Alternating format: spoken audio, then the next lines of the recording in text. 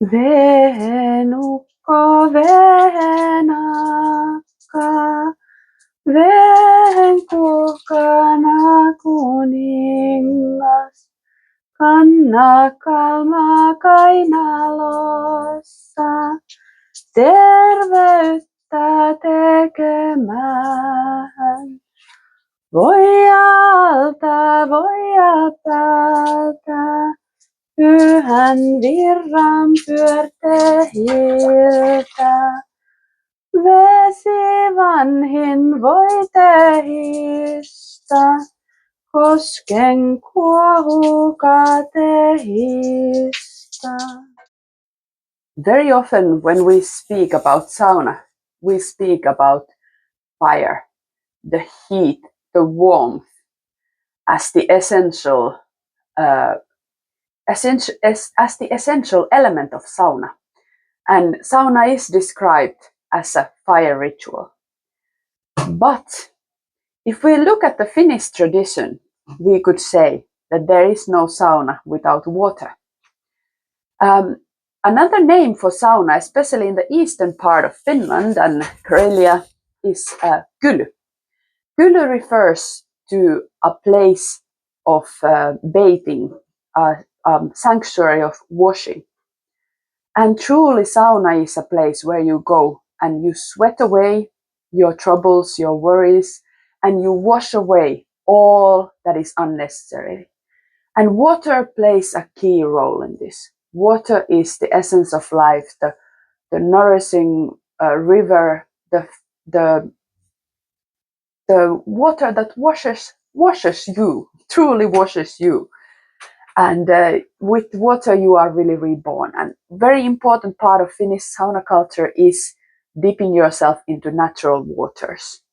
And truly, a dip in the lake or in the river, in a pond, and nothing makes you feel more reborn than that.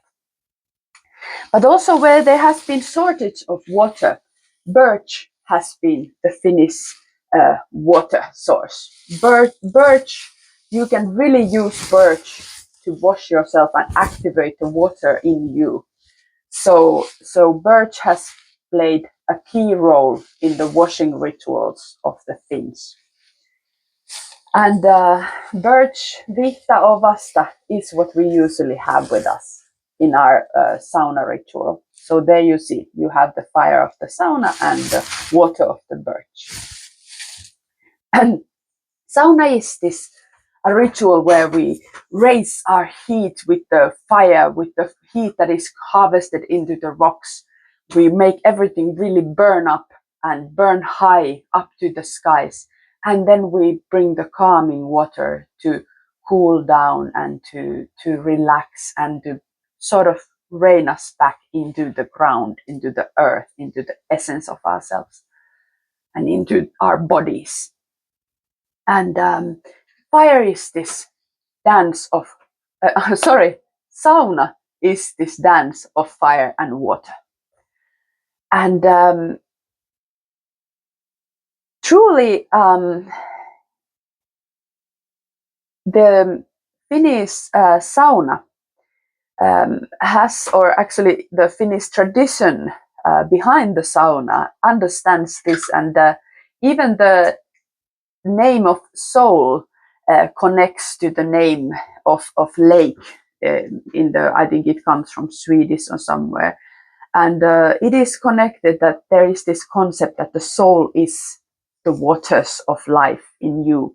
You know, your emotions, the way how it is to be you, the essential you, your soul is carried with these waters. And even in the tales of the birth of fire of life, fire is first born in the skies and falls through the skies, burning everything around it, being too much. It falls into the waters, and from the waters it can be then harvested, and then it can actually be a fire that brings life and not just burns everything. And so this is it. Water and fire, the balance is health, is life. And that is also in us. We need the active, dynamic, and then we need the calming, soothing, relaxing. And this is our sauna ritual. We heat and we calm.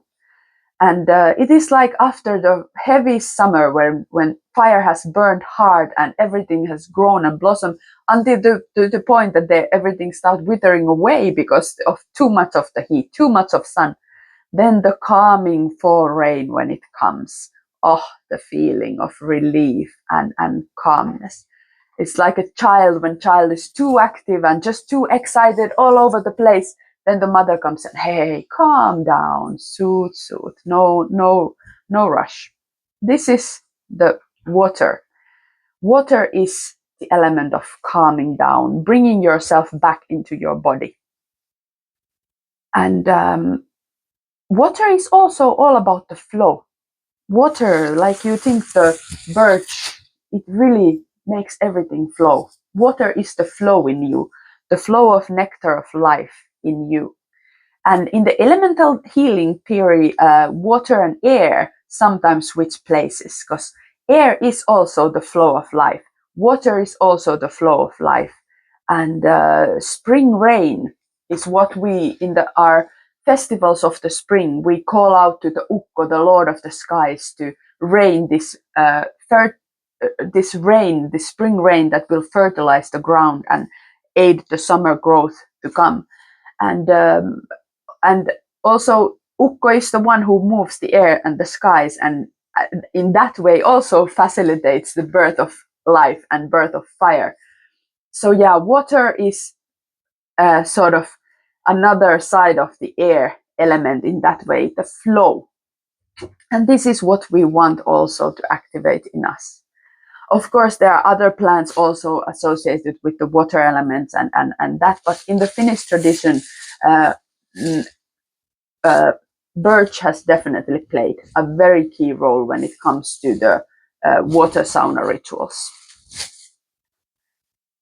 And in general, our planet is a planet of water. So much of our Earth is not actually Earth, it's water. And water is such an essential wherever you look into the forest, and that's actually just water flowing through different forms and facilitating that forms. Water is the flow that facilitates these forms of the ground and of the earth, also in us. So definitely, human beings also, we are so much water, just water taken the form. And indeed, in our sauna rituals, we consider water of a very important essence of healing, and water poured on the rocks, that's where we get our load. The rock, the ground element, the form, the nature that gives the form and physicality is heated with the fire of life. And finally, when the water is poured, that's where the lolu comes from. Of course, fire requires the air to burn bright. So this is where we have our four elements. And water gives lolu, gives life. And the sauna treatments, saunotus rituals have a lot to do with water and sound.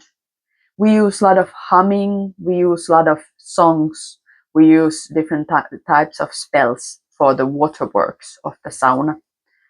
And the song I was singing is a song for water, calls upon the Lord of the water and the goddess, the god and goddess of the water, the golden king of the water, to bring us health, to carry the sort of the death, as if you consider fire is the active side of life, death, this kalma describes the calming side of life, that rest, it's like almost like a dead considered, because when you rest, you give up the active part of life. So you bring that, you are asking the water, the golden king of the water and the goddess of water, to bring this calm, this kalma to you.